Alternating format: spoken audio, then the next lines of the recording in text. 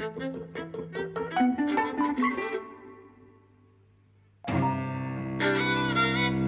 and welcome to Eavesdropping at the Movies. I'm Mike. And I'm Jose. And we've just been to see The End of Oak Street. Sci-fi survival film, adventure. The trailers suggested this is about dinosaurs invading a nice suburban street. Didn't really know anything more than that. That is pretty much what's going on. It's written and directed by David Robert Mitchell, who I know from It Follows, which was his kind of breakout film. I know him from Under the Silver Lake as well. Which followed It Follows, as it were. I didn't like It Follows very much. I thought it was self-knowingly filmmakery. Yes. The way that it used the camera, the way the camera followed, and the way that long takes were used, and there was a real conspicuous element to how the camera was used. And I also found it extremely misogynist, and essentially pretty overpraised. But people love it. Yeah. And he has a reputation from it. And here, this is a much bigger film. I don't know how big Under the Silver Lake was, but this costs something like $85 million.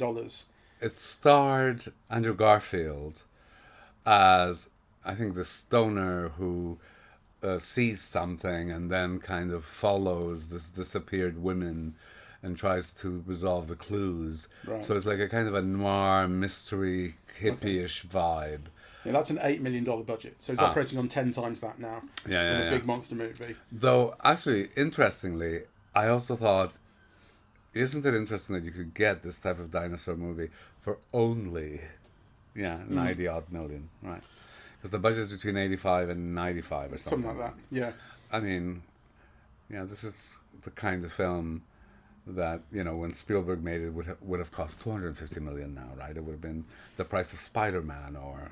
Yeah. One thing that gets cheaper over the years is computer-generated imagery. Sure. And here which I think it's is not... good here.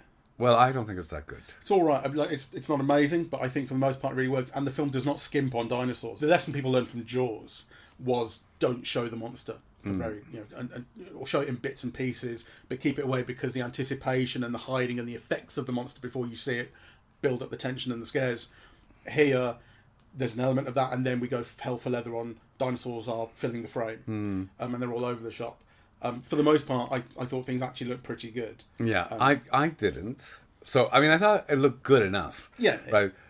Because the point here is how it scares you.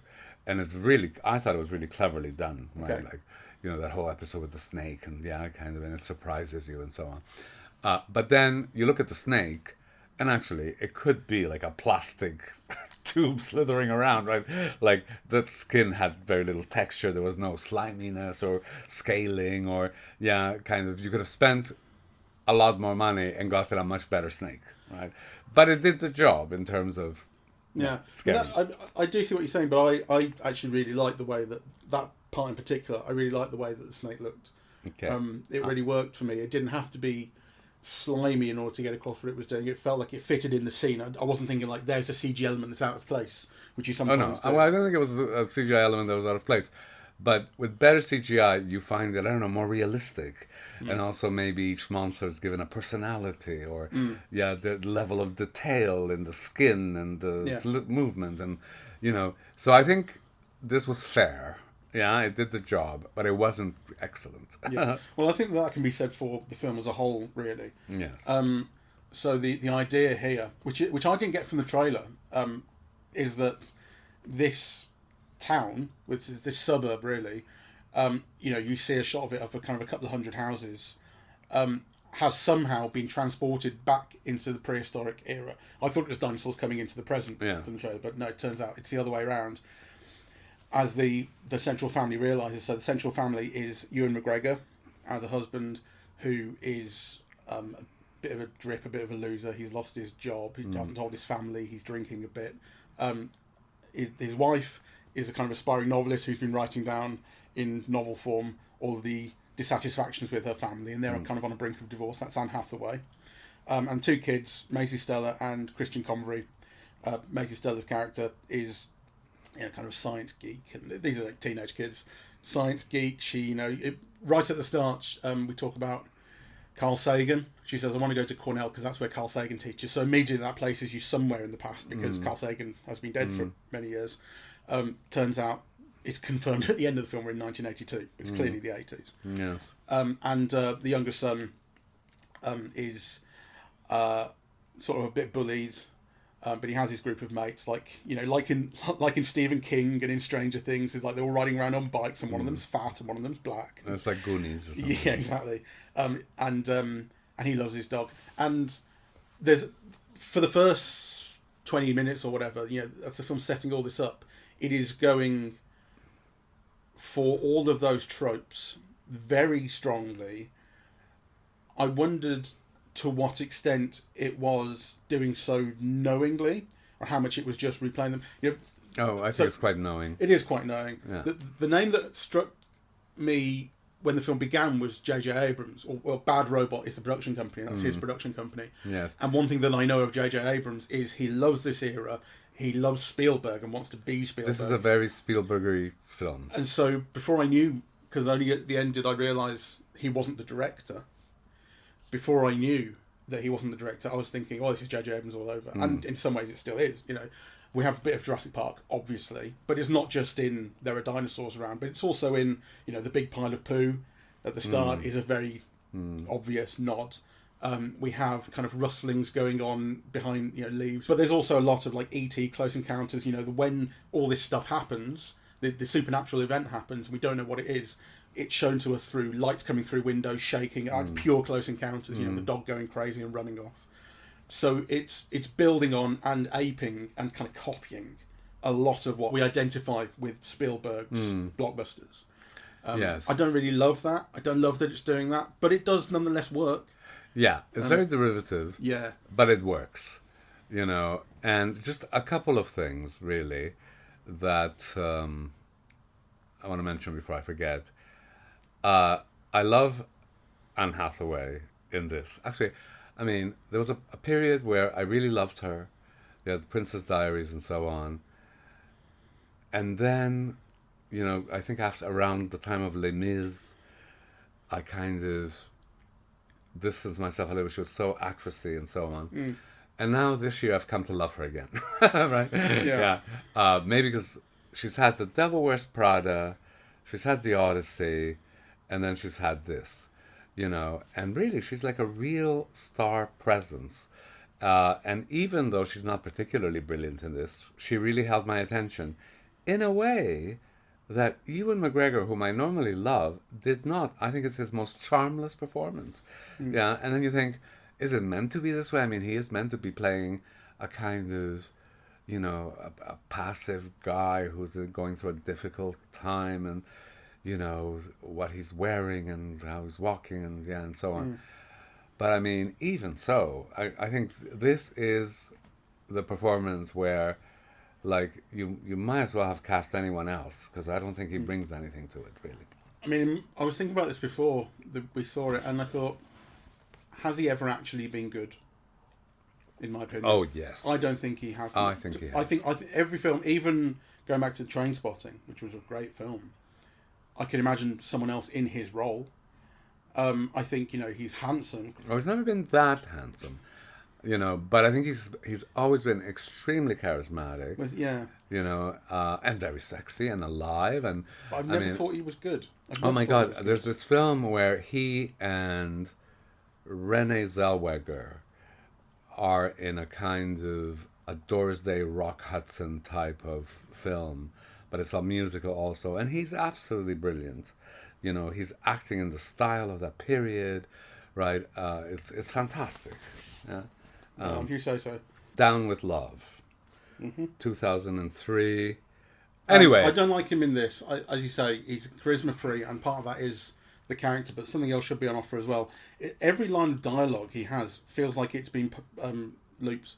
Like ADR. His dialogue somehow seems to match up with him less than the dinosaurs do with the scenes they're in. Yeah. You know what I mean? When you're talking about like the CGI being a little bit ropey, well, his dialogue, whether they were like, you've got to redo everything because your accent is not sticking, and it still doesn't. No. I don't know. But he's not helped by the director, though. That scene where the dinosaurs are fucking, and she wants to take a picture, and he's got the hammer. I mean, think of how many ways that could have been photographed to make him look good, and the film does not. Yeah. So, spoilers. I was really impressed that the film kills him, and then I was not impressed when it brought him back. I thought they go, no one's allowed to fucking die in films. Because I took a long time before I got into the film. I was pretty cynical about it for a long time. And I was thinking, well, this is just Stranger Things. This is this 80s nostalgia. I think that's the worst decade. I don't care about any of this. Why does it have to be set in the 80s? Why can't it be set in the modern day? Nothing is specific enough to require that, I think. I think it is. The lack of internet and mobile phones is really important. But they aren't going to have internet and mobile phones anyway once they're in the past. It's irrelevant. You know, they could just not be able to use their phone. I think it's an irrelevance. The thing about the past, I'm also unsure of. Okay. Because, there's the coda at the end of the film where, the whole thing happens again, and then the police go in and kill off all the dinosaurs, remember? Yeah. So I was unclear at the end, but so I think it's the past coming into the present. Yeah. Well, I thought the film was fairly clear that it was the present being removed to the past, or the past and present swapping. Because when we see the town at the end, it swaps places with. Yeah, maybe the swapping. But is the bit. I think kind of plot consistency is one of the film's issues, which for the most part I really, really forgive because actually it didn't matter to me that much. So when we see the kind of the spherical portal that takes you between the past and the present, one question in any film would be, well, what's going on? How's it working? Is it a science experiment gone wrong? Well, never answered. And I don't need it to be. I'm fine with it just happening. And they said something about light or whatever, but, it's like you say, it's not important. The young girl who's into science says, Carl Sagan, blah, blah, blah, I think these are time portals and wormholes. And you go, fine. Like, it doesn't answer where the wormholes are coming from. Doesn't need to. The film is not offering an explanation, and I don't need it to. It's just happening. Yeah. Fine with that. But there are things about plot consistency that I think are his issue. And if you wanted to take them seriously, you could. Doesn't bother me. Doesn't bother me. That's not the kind of thing I'm going to get bothered about by this film because the story did start to move me along. So when I got in tune with the film and when I saw what it was, the kind of film it was, and what it was going for, was when the dinosaurs first start showing up and you realise what's going on. And you've had some of that reasonably atmospheric, like bins shaking, a shadow here, like what's going, and the dinosaur presence starts to make itself known. And then someone just gets eaten. A dinosaur comes in from the edge of frame, bites a woman on the head, and you go, oh, fuck. And there's laughter. I laughed, the audience liked it. And I'm going, okay, so this is not quite what I thought it would be. This is a little bit funnier. It's a little bit bolder. You get to the point where Ewan McGregor is killed. So they have a fight with a T-Rex, and it's playing that... He sacrifices himself. Yeah, but he doesn't mean to, for his but family. He does. No, he does, because... the whole thing begins by him directing attention away. Yes, but he's hoping not to die. Oh, of course. So yeah, but it's basically doing the scene in Jurassic Park where the T-Rex chases them, but it's adapting it in an interesting way. So you've got the whole family are kind of going in 4 different directions, and you see them draw the T-Rex's attention between them. Whereas in Jurassic Park, it's you do the flare, draw the attention away from the kids, and then you're driving off, dragging it with you. Here, it's doing something a little bit different, and I liked it. So, the dad takes the attention away, and then the mum takes the attention away, then the dad comes back and hits the dinosaur in the face, and you go, no way did he take that fucking thing down in one go. It was quite funny and quite silly. And then the dinosaur comes back and just eats him. And I thought, wow, I did not see that coming. Because what you're expecting is the reunion of the family at the end. They're not going to break up. Everything will be okay. And I thought, wow, we're not going to get that. We're going to get something else. And then, of course, it goes back in time and allows them to bring him back. And it felt like such a cop-out. I didn't think that was a cop-out because, the film's themes needed resolution. Yeah. So you need to bring him back, in order for her to have learned something and to change and to appreciate and to bring the family back together. Otherwise, it would have ended on a tragic note. Yeah, but those things you were mentioning, her novel about her desperation to leave, and that needed a conclusion. Now, that said, to me, the film looks ugly. As we said, Ewan McGregor is terrible. It's really badly plotted, right? So at the end, when all the strands are brought back together, it feels really heavy and really clunky. And yet, I still had a really good time.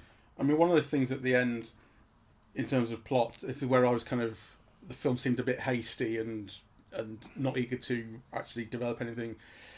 But like I said, I forgive most of it. But it's, you end up with these news beats where they're going, 2 weeks ago, the town was saved by this woman and her family, ringing around everyone to get them out. And you're going, well, what we saw was her ringing just her husband to get him out of the town before it would go back in time again, because we're in this kind of loop. And so then I'm going, so does this keep happening? Are they somehow saving everyone one by one?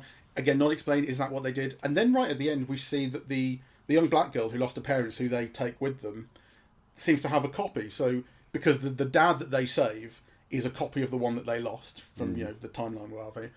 So so they're leaving their copies of themselves there to go back in time. They're just bringing the dad back, but maybe that's not the case with the girl. She saved herself and her parents, and now she's got an identical twin. I don't know. I think that is kind of explained. She goes off to get her parents, right? Yeah, but she brings back herself as well. Yeah. There are two of them at the end. Is that the only one who there's a copy of? I didn't see two. I thought I did. That's in that last shot. Two. She's sort of playing with herself. It didn't register that way for me. But anyway, my point is that it's really clunky. Yeah. And actually, I have a point of reference because, this morning I was seeing Kurosawa's Stray Dogs, and it's so beautiful, and every image has a concept behind it, and it's it's kind of original, and also it's emotive, it's expressive, right? It's just like so beautiful. There's nothing in this film that remotely approaches anything like that. No. Everything feels pedestrian, right? I hated the color, actually. I hated the look of the film. Yeah, it was like this washed out suburbia. I hated the clothes, right? So hate is too strong a word, but I just didn't like it, right? And yet the film still worked on me, and I had a good time. I was paying attention to the look because I was thinking, we didn't see this in the IMAX digital. We saw this on regular screen, and I thought the projection was decent. We complained about the projection in one of Cineworld's regular screens recently, but today I thought the projection was fine and didn't cause any problems. And I was thinking, there was one or two shots, there was a segment in particular which I thought, this is really washed out. They're sat inside the house. It's obviously meant to be kind of dusk or night time, and so there's no real light. They haven't got any electricity. There's a little bit of like moonlight or whatever, but it doesn't look. You can still look beautiful and expressive with that, and it just had this dull, washed out thing. And I thought, is that the look of this film?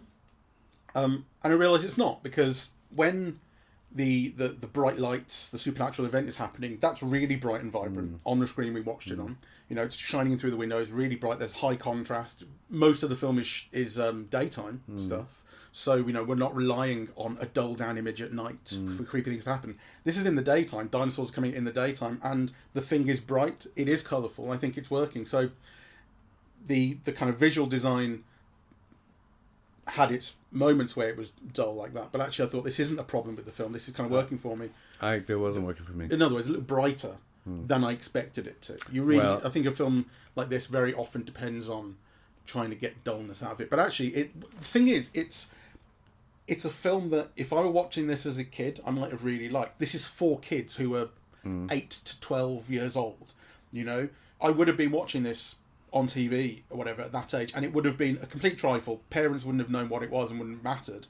But to kids, this is the kind of thing. It's about a family and some young kids who are having a dinosaur adventure, and in those terms, it's a decent example of what that kind of film is. It doesn't go to places you don't really expect. Well, for the most part. It's very TV-ish. Yeah. In everything, because I was thinking, for example, of the casting. Right, and it seems so inconsistent. Because, for example, I thought the young boy was very good. I thought the sister, why did she get cast? Right, she wasn't beautiful. She wasn't charismatic. Like, she wasn't very good, at acting. And also the young girl who goes to private school. Like, you could think of so many people who are better, acting that particular role. Again, with the neighbor. There were a whole bunch of laughs there that the actor really didn't get, In a way, the performances and the casting are one of the things that remind me of the kind of film I'm talking about, because Sure. they are kind of low rent. I don't think any of the performances are really any good. No. I think Anne Hathaway does have her moments. When Well, she's kind Anne of being, Hathaway, I think, is such a star. when really, she's being like you know. scared by dinosaurs, or she's reacting to the death of her husband. She really does have her moments, but for the most part, it didn't work. The performances on the whole didn't work for me. But those films that I'm referring to that I would have watched as a kid, in a lot of respects, weren't that good. They were low rent. They were. This is not cheap, but it connotes some of that. They weren't that clever, but they were communicating certain things or delivering certain things. And what this is delivering is a lot of dinosaurs, some fun action, a few surprises. There's a real functionality to what it's delivering. In a way, it also feels quite demeaning to think of it this way, because I'm basically thinking of it as like content. We have an audience in mind and we have a target to hit, and these are the things that will go into this film that will deliver to that audience and deliver us that audience. And it does that. It's product. I think it's that, sort of fine. I think there are a few things that I want to give it credit for, actually. So I was really tense and scared during the whole snake in the house Okay. bit. Despite the fact the snake didn't impress you. Despite the fact that the snake didn't impress me. There was that moment where one of the dinosaurs is going too tight next to the window and you could see the hairs. Yeah. Yes, Yeah. That was a lovely moment. The scare bits where at the beginning where the birds just eat people, pick them off. Yeah, which were both like scary and funny, right? I think there were those things that I think the film really succeeded at, really, that worked on me. Yeah. Right? That kind of made me jump out of my seat. Yeah. Right. So that's not nothing. I found it hard to gauge what your reaction was, because I didn't seem to see much, whereas Jen was reacting a lot to, and she was scared.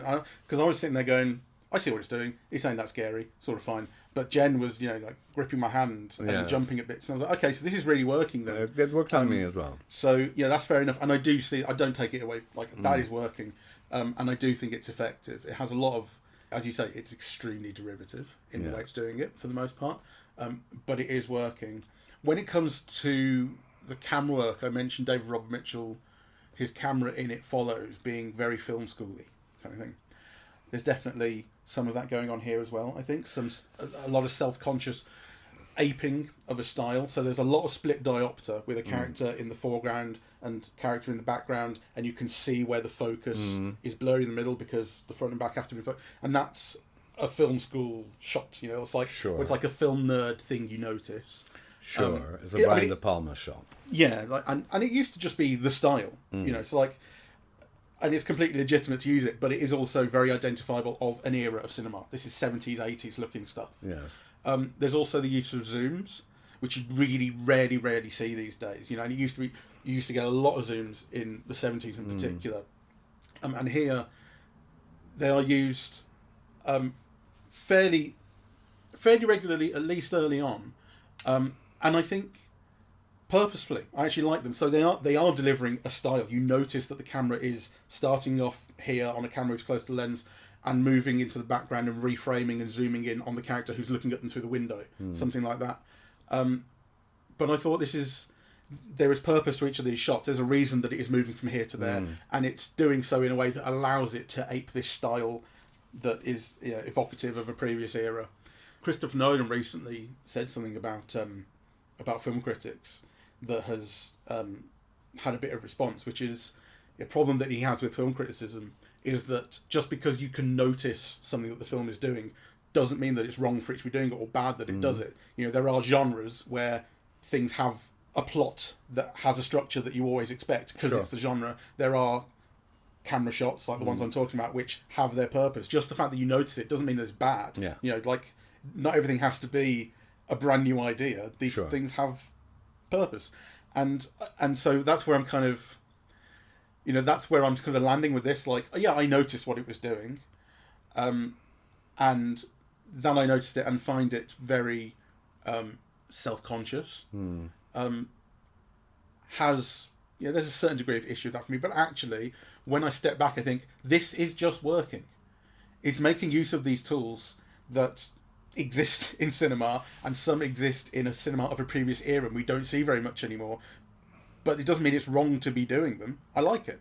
Well, what I don't like about the film, so again, to refer to Kurosawa in Stray Dogs or, other of his modern films, not the samurai spectacles, is that the films are not only beautiful to look at and original, and with these images that do all of these kinds of things, but they also offer a kind of a complex and sophisticated view of society and of people, right? Which again, this film to me seems to evoke the worst of American culture at the moment. Yeah.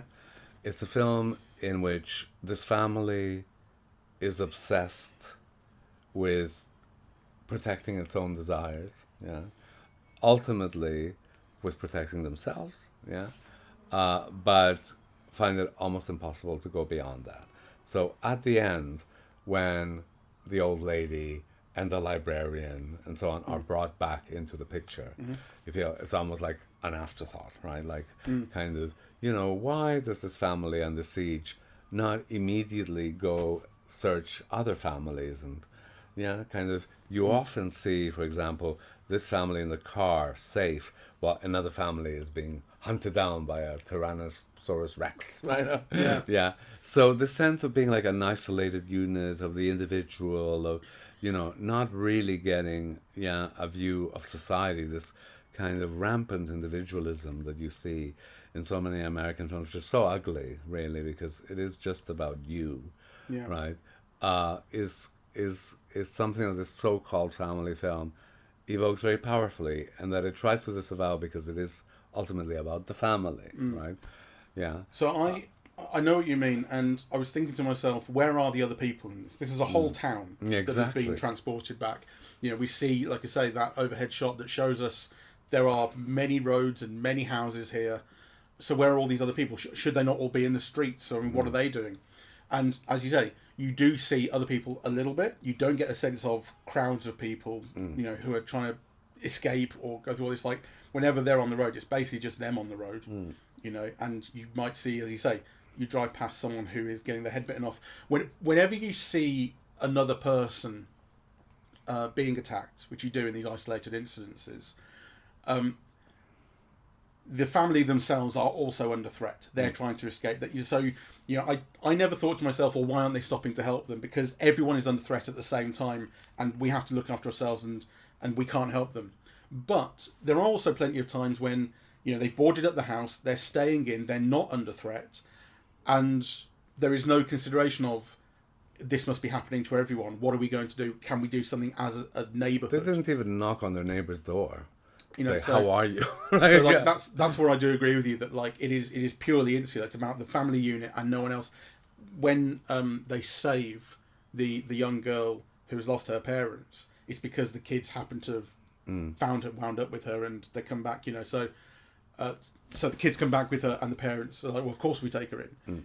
But it's that's not that they haven't gone looking to help people. It's a film in which society doesn't exist. I mean, had this film been made at any other time, there would have been some consultation with the policeman, with the firemen, with the church, with the schools, right? Like, each of which offer kind of different facilities, different potentialities of escape or defense or nothing.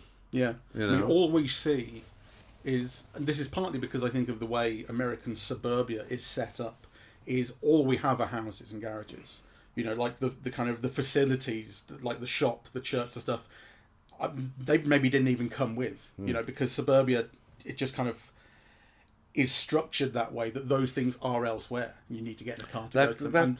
That could be, but even suburbia would have a school. Well, yeah, and also, the fact that they're not there, well, they could have been there. Like, you could have written them into the film. Written them in, exactly. So, I'm not saying that's like an excuse. It's just when that context was provided to, I think this is just houses. That's why I didn't think of any of that. But you're right. Like, that could be in the film.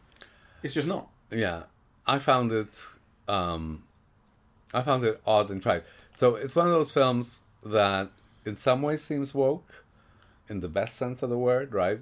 So you have Anne Hathaway, probably because she's the biggest star in the film, who, develops this sisterly bonds with all these old ladies. Again, the librarian, the editor, right? So that's good, on the one hand. Yeah. On the other hand, there's nothing kind of beyond that, right? And actually, now that you remind me, there is a library. There's a librarian, there's a library, right? So, there are institutions in this place. Yeah, and I think kind of, in most places, a decent person would just go, how are your neighbors? Do you go talk to them? Do you know what's happened, or why we lost the light, or where can we get water, or can we share food? Do you have a gun I can borrow? Right, nothing. It's like this extreme individualism that I think is kind of very representative of what's worse. Not what's worse about American culture, but also that these so-called artists imbibe it, that they don't critique it, that they don't offer alternatives. I mean, really, I do think that in that sense, it's kind of a very Trumpist film. Yeah, even though, and maybe now to contradict myself, because of course, in a Trumpist film, you wouldn't have Anne Hathaway as the heroine, which she so clearly is. Yeah, I mean, the film is really driven by Hathaway. Yeah, I think the thing is that it's a film that is so embedded in its current culture that it doesn't even see alternatives. It just reproduces it. So you say right at the end, when you do get on the news the people saying such and so saved me, it's the neighbour, it's the librarian, as you say, that comes across as a complete afterthought of the scene. We're just seeing them on the news saying, oh, I'm fine. And this thing about she went back and saved everybody, fine, but that's not the heart of the film. The heart of the film is we saved the dad and got him back, and the family's back together, and that's the only important thing. Exactly.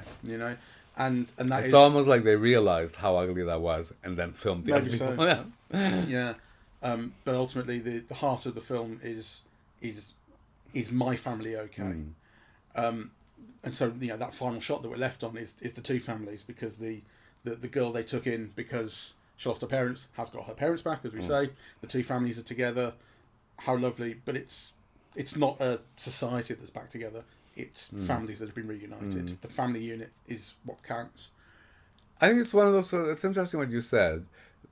If you were a 12-year-old boy watching this on TV, because actually I do think that it's one of those films that is going to live on in TV, and that will always be kind of fun to watch, and that you don't think about very seriously, and it's not very good, and it's certainly not illuminating in any way.